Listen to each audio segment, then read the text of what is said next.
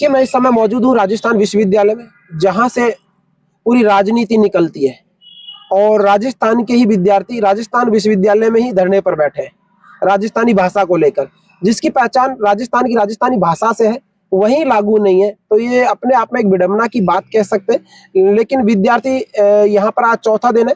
System प्रणाली का कितना है कि वो देखिए फेलियर, बच्चे भूख हड़ताल पे भी बताए जा रहे हैं कि भूख हड़ताल पर ही है, लेकिन वो यहाँ तक कोई भी प्रशासनिक व्यवस्था है, जो कुलपति महोदया है अल्पजा कटेजा, उन्होंने अभी तक कोई ज्ञापन भी नहीं लिया है।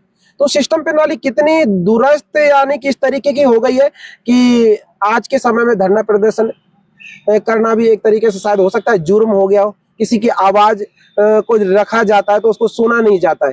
तो हम उन बच्चों से जानते हैं कि इस धरना प्रदर्शन में किन मांगों को लेकर अपनी आवाज को निडर तरीके से और एक तरीके से राजस्थान के लिए मुखर कर रहे हैं। तो जानते हैं, आइए बात करते हैं उनसे। आपका नाम और आपकी ये धरना जो दे रहे हैं किस लिए दे रहे हैं और किस क्या क्या मांगे हैं आपकी? मेरा नाम पूजा शेखावत है। हम ये धरना राजस्थानी भाषा और संस्कृति विभाग बनाने के लिए दे रहे हैं। हमारी प्रमुख मांग यही है कि राजस्थानी अध्ययन केंद्र चलता है, उससे हटाकर एक राजस्थानी डिपार्टमेंट बनना चाहिए जो कि एसएफएस कोर्स में ना चले, बल्कि वो रेगुलर कोर्स की तरह चले। जिस तरीके से इंग्लिश है, हिंदी, उर्दू, संस्कृत लैंग्वेज डिपार्टमेंट चल रहे हैं, उसी तरीके से एक लैंग्वेज डिपार्टमेंट होना चाहिए। क्योंकि राजस्थान यूनिवर्सिटी राजस्थान की सबसे बड़ी यूनिवर्सिटी है, तो यहाँ तो एक लैंग्वेज डिपार्टमेंट होना ही चाहिए। क्योंकि आप देखोगे तो जेएनयू के अंदर भी राजस्थानी का रेगुलर डिपार्टमेंट चलता है, एमएलएसयू के अंदर चलता है, सुखाड़े यूनिवर्सिटी के अंदर चलता है, वहाँ चल सकता है, तो यहाँ क्यों नहीं? लेकिन ये जो एजुकेशन सरकार बहुत ध्यान देती है, लेकिन उसी पर बच्चों की जो राजस्थान की जो पहचान दी जाती है राजस्थानी भाषा से, उसी को लागू नहीं करते। तो इसको लेकर सरकार से क्या क्या उसकी मंशा है सरकार की? सरकार एक डबल स्टैंडर्ड गेम खेलती है। ऐसे तो वो दिखाती है कि हम संस्कृति को बढ़ावा दे रहे हैं, इस तरीके के कार्यक्रम करती है। और आजकल तो केंद्र सरकार ने ये और कर दिया कि मातृभाषा पढ़ना सबका अधिकार है, इस तरीके से। तो हमारी मातृभाषा राजस्थानी है, संस्कृति को बढ़ावा देते हैं। तो यहाँ पर कई कार्यक्रम थे, वो कार्यक्रम रोक दिए। पहले घूमर कार्यक्रम होता था, वो घूमर कार्यक्रम रोक दिया। मैं यहाँ के छात्रावासों में रहती हूँ, तो छात्रावासों में यहाँ पे महाराज शिवाजी की जयंती मनाई जाती है, लोहड़ी कार्यक्रम मनाया जाता है, गरबे का कार्यक्रम मनाया जाता है। अभी गणगौर गई थी, किसने मनाया? होली का कार्यक्रम तो हमने किसी ने सूचना ही नहीं दी कि होली का कार्यक्रम भी होगा। ऐसे कार्यक्रम तो होते ही नहीं है। लेकिन संस्कृति के नाम पे हजारों करोड़ों रुपए बजट सरकार से करवा लेते हैं अधिकृत, और उस बजट को यानी कि गोलमोल कर देते हैं। जिस तरीके से एक बढ़ावा होना चाहिए वो नहीं हो पाता है। तो इसके लिए सरकार क्या कहेंगे आप? बिल्कुल नहीं हो पाता है। ये सरकार की भी गलती है कि वो मुआवजा जो देती है इन लोगों को, जो सोर्सेस प्रोवाइड करवाती है कि बच्चों को ये चीजें संस्कृति या भाषा के नाम पर दी जानी चाहिए, तो वो देखे उस चीज को कि कितना विश्वविद्यालय हम पर खर्च कर रहा है या नहीं कर रहा है। विश्वविद्यालय वीसी मैडम ऐसी है कि अभी जैसे नेट में A+ लिया वीसी मैडम ने, ऐसा तो विश्वविद्यालय में कुछ नहीं था। विश्वविद्यालय में 100 करोड़ रुपए मिले, तो कहाँ है वो पैसा? मैडम कहती है कि ग्रांट नहीं आता है हमारे पास में, हम कैसे डिपार्टमेंट बनाए, ये बनाए। 75 साल हो गए वो डिपार्टमेंट बने हुए। जो राजस्थानी स्टडी सेंटर चलता है, रिसर्च सेंटर, 75 ईयर्स हो गया उसको। 51 ईयर्स हो गए। 1975 में वो बना था, गोपीनाथ शर्मा जी ने बनाया था। तो उसके बाद से लेकर 51 साल में क्या एक बार भी उनको विचार नहीं आया कि उसको रेगुलर कोर्स की तरह शामिल करना चाहिए? क्योंकि वो भाषा कौन पढ़ता है? हम जैसे जो गांव से आने वाले बच्चे होते हैं वो पढ़ते हैं। जो ब्यूरोक्रेट्स के बच्चे हैं, ऑफिसर्स के बच्चे हैं, वो तो वैसे भी नहीं पढ़ेंगे उसको। तो हम जैसे बच्चे अगर गांव से आकर पढ़ रहे हैं, तो उनको वही कोर्स 5-7 हजार रुपए में मिलेगा, तो हम पढ़ेंगे उसको और उसमें हमारा भविष्य देखेंगे। अगर रेगुलर कर दिया इन्होंने, तो फैकल्टी भी रेगुलर होगी, तो हमें हमारा भविष्य दिखेगा कि हम नेट क्वालिफाई करके हम राजस्थानी के प्रोफेसर भी बन सकते हैं। लेकिन अब हमारे पास वो अपॉर्चुनिटीज नहीं है, क्योंकि डिपार्टमेंट रेगुलर नहीं है। और भी साथी यहाँ पर बैठे हैं, उनसे भी हम जानते हैं कि किस विषय पर उनका क्या कहना है। सर, आपका नाम और आप कहाँ से हैं ये बताइए। मेरा नाम लोकेंद्र है, सिक्का श्री माधोपुर से हूँ और यहाँ विधि का छात्र हूँ, 2nd सेमेस्टर का। मैं आपको बताना चाहूँगा कि राजस्थान विश्वविद्यालय प्रदेश का सबसे बड़ा विश्वविद्यालय है, लेकिन बड़े दुर्भाग्य की बात है कि यहाँ राजस्थान विभाग का डिपार्टमेंट नहीं है, राजस्थान विभाग नहीं है। यहाँ पे रशियन लैंग्वेज या जापानी जिसे कहा जाती है 5-5 हज़ार रुपये के अंदर, लेकिन जो अध्ययन केंद्र चल रहा है उसकी फीस 55 हज़ार रुपये है। बड़ी विडम्बना की बात है। एक तरफ तो आप कहते हैं कि राजस्थान संस्कृति को बढ़ावा देते हैं और दूसरी तरफ आप 55 हज़ार रुपये की फीस डाल करके भार डाल रहे हैं स्टूडेंट के ऊपर।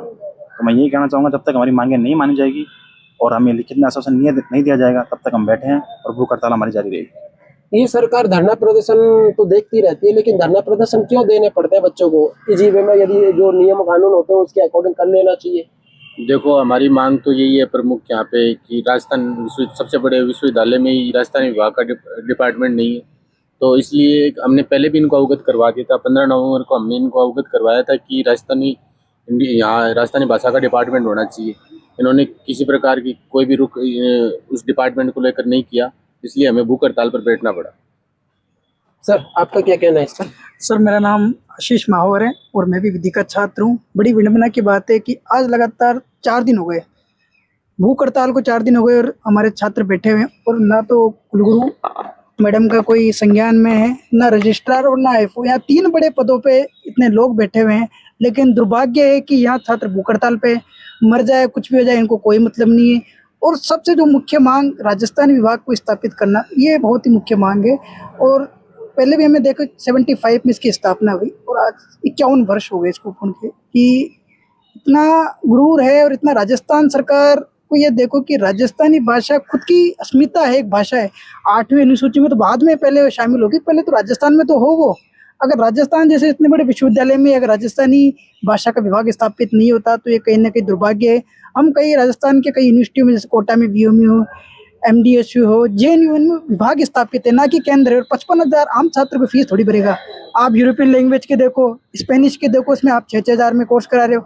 और वे राजस्थानी अगर भाषा की बात आती है तो आप 55,000 का भार उसमें डाल रहे हो। इस बार भी 11 एडमिशन आए थे, जबकि कोर्स को चलाने के लिए 20 स्टूडेंट जरूरी है और उनकी फीस रिटर्न करी गई। और कारण ये है कि उनका 55,000 का फीस। तो हमारी मुख्य मांग वीसी से यही है कि सर्वप्रथम तो राजस्थान विभाग स्थापित करने को लेकर कुछ कड़े कदम उठाए, और ये भूख हड़ताल करने की जरूरत थी नहीं। और वैसे विश्वविद्यालय अगर बात करता तो हो जाती, लेकिन विश्वविद्यालय बात करना ही नहीं चाहता। 2-3 दिन पूर्व हमने मैडम से बात करने का प्रयास किया, लेकिन कहीं ना कहीं एक नकारात्मकता भरी हुई है कि विश्वविद्यालय में कि मैं ही हूँ, यानी एक हिटलर शाही कुलपति को हम पहली बार विश्वविद्यालय में देख रहे हैं। जब मैडम नियुक्त होकर आई थी तो ऐसा लग रहा था विश्वविद्यालय में चौनी विकास होगा, इसका सर्वांगीण विकास होगा। हम देख रहे थे महिला है और महिला काम करेगी, लेकिन देश की राजस्थान की सबसे बड़ी विश्वविद्यालय राजस्थान विश्वविद्यालय कुलगुरु संदेह के घेरों में है। 5 महीने का मात्र कार्यकाल बचा है। हम चाहते हैं कि कार्यकाल ठीक ठाक हो, और हाईकोर्ट में मामला चल रहा है, आप ये देखिए, तो संदेह के घेरों में है। तो प्रमुख मांग ये है कि राजस्थान विभाग स्थापित हो। ठीक है, धन्यवाद आपके। राजस्थानी भाषा को लेकर हमारे भाई और बहन यहाँ पर जो है, आज तीसरा दिन है, ये 2 रात यहाँ पर निकाले हैं। और सिंपल सी मांग है, ऐसी कोई नहीं है कि हम कोई अजीबोगरीब मांग रहे हैं। लगातार प्रोटेस्ट करे, लगातार इनको ज्ञापन दिया, चेतावनी के माध्यम से इनको चेताया, ज्ञापन देके इनको चेताया। मांग ये थी कि आगे आप इसके ऊपर क्या कार्रवाई कर रहे हैं वो आप कीजिए, लेकिन विश्वविद्यालय प्रशासन सोया हुआ, वीसी मैडम सोई हुई है। अंत में भाई बहन को ये फैसला लेना पड़ा कि भूख हड़ताल पे बैठेंगे। और हम ये जानना चाहते हैं कि विश्वविद्यालय प्रशासन जो है इस विभाग को लेकर आगे क्या कार्रवाई कर रहा है, आगे क्या जो है इसके संबंध में संज्ञान ले रहा है। लेकिन सोया हुआ है विश्वविद्यालय प्रशासन। और जब हमने पूछा, पहले तो हमको यही आश्वासन मिलता था कि हम इसके ऊपर आगे कार्रवाई करेंगे, लेकिन जब हम आके यहाँ पर पूछे अभी कि यदि आपने कहीं पे किया है तो उसकी कोई कॉपी तो आपके पास में होगी। हमसे तो ये लिखित में एक ज्ञापन ले लेते हैं, लेकिन हमको ये बोल के जो है आश्वासन दे देते हैं। उसके बाद में यहाँ पे आए तो कि आपने बोल के दे दिया। अब इसी वक्त जब हम लेकर दोबारा आए इन्होंने, तो इन्होंने बोला कि आपकी जो भी मांग वो आप हमको लिखित में दे दीजिए, हम आगे प्रोसेस करेंगे। वो यही बात आप लिखित में दे दीजिए हमें, आगे जो भी प्रोसेस कर रहे हैं, आप किसको ज्ञापन दे रहे हैं वो हमें पता होना चाहिए। पारदर्शिता उसके अंदर पूरी होनी चाहिए कि छात्र को ये पता होना चाहिए कि हमारी जो मांग है, हमारे मतलब क्या मांग है हमारी, उसके ऊपर क्या प्रोसेस चल रहा है, वो विश्वविद्यालय प्रशासन दे। जो राजस्थानी भाषा का जो विभाग को लेकर जो है उसमें एसएफएस इन्होंने लगा रखी है, 55,000 रुपये फीस ले रखे हैं, उसे नियमित लागू करने हेतु जो है भूख हड़ताल के लिए बैठे हैं। तो विश्वविद्यालय प्रशासन से भी हम आशा करते हैं कि आपके हाथ में नहीं है ये बात, हम भी मान रहे हैं, लेकिन आप इसके ऊपर कुछ तो कार्रवाई कीजिए। हमें सिर्फ एक लॉलीपॉप दे देते हैं, कुल्फी दे देते हैं और आप इसे चूसते रहिए, फिर दूसरी बार आएंगे फिर वही मीठी गोली दे देते हैं, आप इसको चूसते रहिए। तो ये कोई मतलब गोली से काम नहीं चलेगा। आज एक और अनाउंसमेंट करें कि यदि अब एक एक जैसे दिन गुजरता जाएगा उसमें एक एक आदमी भूख हड़ताल पे और ऐड होता जाएगा। और यहाँ पर सुरक्षा की इतनी मतलब गंभीर स्थिति है कि रात में यहाँ पर 2 रात यहाँ पर हम लोगों ने गुजारे हैं। या किसी भी प्रकार की यदि दुर्घटना हो जाती है उसका जिम्मेदार कौन होता? पीसी तो यहाँ से निकल के चली जाती है, जब आती है तब ऐसे आते हैं जैसे कोई बड़ा कोई मिनिस्टर आ रहा है या उनके ऊपर कोई मतलब हमला अटैक होने की कुछ संभावनाएं हैं। इस तरीके से जाब्ता करके कि एक एक गेट पे पूरे उनके सिक्योरिटी रहेगा, एक गाड़ी के पास में रहेगा, एक गाड़ी का ड्राइवर अंदर बैठा रहेगा, इस तरीके से मतलब सिक्योरिटी के रूप में रहते हैं। लेकिन रात में यहाँ पे बच्चे धरने पर भूख हड़ताल पे बैठे, उसकी उनको कोई चिंता नहीं है। जब तक ये मांग को नहीं मांगेंगे और आगे इसके ऊपर संज्ञान नहीं लेंगे, तब तक हम यहाँ से उठेंगे नहीं और मजबूती से इसको जो इस मुद्दे को उठाते रहेंगे और लड़ते रहेंगे। सर यदि मांगे नहीं मानी विश्वविद्यालय तो आप आगे की रणनीति किस तरीके से रहेगी, आप ही बता दीजिए। पहला तो हमारा यही मोटिव है कि विश्वविद्यालय हमारी बातें माने। हमें कोई फर्क नहीं पड़ता, आज 3 दिन हो गए, कल को 6 दिन हो जाएंगे, हम आखिरी सांस तक यहाँ बैठने को तैयार, जब तक विश्वविद्यालय हमारी मांग नहीं मानेंगे। अगर उनका ऐसा ही नकारात्मक रवैया रहता है तो हम कोशिश कर रहे हैं कि हमारी बात सरकार तक भी पहुंचे, सरकार भी इस पे अपना संज्ञान ले और मैडम को बोले कि वो एक डिपार्टमेंट क्यों नहीं बना रहे हैं, बनाए। मैडम से जब हम मिले थे पहली बार इस मुद्दे को लेकर, तो मैडम बोलती है कि मेरे हाथ में नहीं है, सरकार के हाथ में। तो सरकार के हाथ में, तो सरकार को भेजना मैडम के हाथ में है, तो मैडम क्यों नहीं भेजती है? हमें तो इस सवाल का जवाब चाहिए था, लेकिन मैडम ऐसा अनदेखा करके निकल जाती है। मैडम पहले बैरी तो थी, छात्रों की बात नहीं सुनती थी, आजकल तो मैं मंदी भी हो गई, भूख हड़ताल में बैठे हुए छात्र भी नहीं दिखते हैं उनको। ठीक है, थैंक यू। देखिए जो धरना प्रदर्शन पर बैठे हैं छात्र छात्राएं, उनसे जो हमें निकल के आया वो ये निकल के आया, जो यहाँ पे कुलपति महोदय हैं वो किसी भी तरीके की एक तानाशाही और हिटलर प्रवृत्ति अपना रही हैं। और बच्चे जो आजकल सभी यूनिवर्सिटी में हक और अधिकार के लिए धरना प्रदर्शन करते ही हैं, लेकिन उनको जब हक और अधिकार नहीं मिलते हैं तो उनकी कहीं न कहीं उम्मीदें और आशाएं टूटती है। तो सिस्टम को और सरकार को इस पर ध्यान देना चाहिए। एक तरफ कहती है सरकार की हम उच्च शिक्षा लेकर आ रहे हैं, और एक तरह है कि दूसरे जो जैसे बताया हमें यहाँ पे यूरोपीय और रशिया जो भाषाएं यहाँ पे वो चलाई जा रही है, लेकिन जिस राजस्थान में चलाई जा रही है उसी राजस्थान की भाषा यहाँ पर लागू नहीं है।